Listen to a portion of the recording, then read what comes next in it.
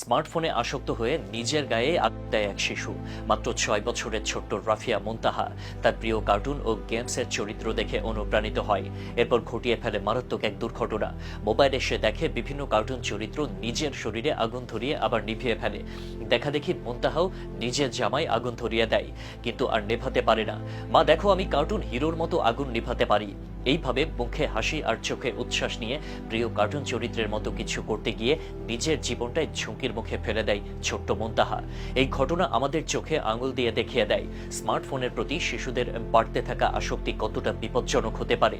আজকালকার যুগে স্মার্টফোন আমাদের জীবনের অংশ হয়ে গেছে, শিশুদের ক্ষেত্রেও ঠিক তাই। বাচ্চারা একটু বড় হতেই আমরা হাতে ধরিয়ে দেই একটা স্মার্টফোন। আমাদের চারপাশে পর্যাপ্ত খেলার মাঠও কমছে, বাড়ছে পড়াশোনার চাপ। বাবা মায়েরাও দিনকে দিন ব্যস্ত হয়ে ওঠার কারণে শিশুরা সময় কাটানোর সহজ মাধ্যম হিসেবে স্মার্টফোনে ঝুঁকছে। ঝলমলে কার্টুন, আকর্ষণীয় গেমস ও অগণিত রিলস দেখে তাদের মনে এমন কল্পনা দানা বাঁধে, বাস্তবে যার পরিণতি হচ্ছে ভয়াবহ। তাই প্রশ্ন হচ্ছে, কিভাবে বাচ্চাদের মোবাইলের আসক্তি কাটাবেন? এই পরিণতি থেকে বাঁচার উপায় বা কি? একটা বিষয় মনে রাখবেন, শিশুরা অনুকরণ প্রিয়। সে যা দেখবে তাই শিখবে। তাই তার আশেপাশে অনুকরণযোগ্য কিছু কর্মকাণ্ড তৈরি করুন। শত ব্যস্ত থাকলেও আউটডোর গেমের দিকে নজর দিন। নিজে বাইরে গিয়ে খেলাধুলা করুন, বাচ্চাদেরকেও বাইরে খেলতে উৎসাহ দিন। শিশুদের ব্যস্ত রাখার জন্য নতুন নতুন খেলাধুলার ব্যবস্থা করুন।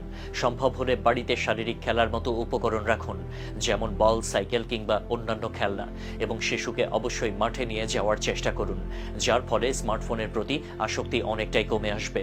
শিশুদের মোবাইল থেকে দূরে রাখতে পরিবারের সব সদস্যকেই এগিয়ে আসতে হবে। বাচ্চাদের সৃজনশীল কাজে উৎসাহ দিন, যেমন বাগান করা, ছবি আঁকা, ঘর সুন্দর করে গুছিয়ে রাখা। আর এসব করলে তাদের উৎসাহ দেওয়ার জন্য ছোটখাটো পুরস্কার দিন। পরিবারের সবাই সন্ধ্যায় গল্প করুন, বুদ্ধিদীপ্ত গেম খেলুন কিংবা অবসরে একসাথে সিনেমা দেখুন। তাহলে দেখবেন শিশুরাও একসময় মোবাইলের প্রতি আগ্রহ হারিয়ে ফেলবে। শিশুরা যখন পরিবারের কাছ থেকে ভালোবাসা এবং মনোযোগ পায়, তখন তার ভার্চুয়াল দুনিয়ায় প্রবেশের প্রবণতা এমনিতেই কমতে থাকে। তাই প্রতিদিন অন্তত একবার হলেও পরিবারের সবাই মিলে গল্প করুন বা কোনো খেলায় অংশ নিন। যদিও ডিজিটাল যুগে দাঁড়িয়ে সবার পক্ষে শিশুদের মোবাইল ব্যবহার একেবারে বন্ধ করা সম্ভব নয়, তবে এটি সীমিত করা যায়। প্রতিদিন নির্দিষ্ট সময়ের জন্য মোবাইল ব্যবহারের অনুমতি দিন। সময়সীমা পেরিয়ে গেলে মোবাইল তাদের হাত থেকে সরিয়ে নিন। আর যতক্ষণ সে মোবাইল দেখছে, ততক্ষণে নিরাপদ কন্টেন্ট বাছাই করে দিন। যে অ্যাপ বা ভিডিও তারা দেখছে, তা যেন তাদের জন্য উপযুক্ত এবং নিরাপদ হয়, সেদিকে লক্ষ্য রাখুন।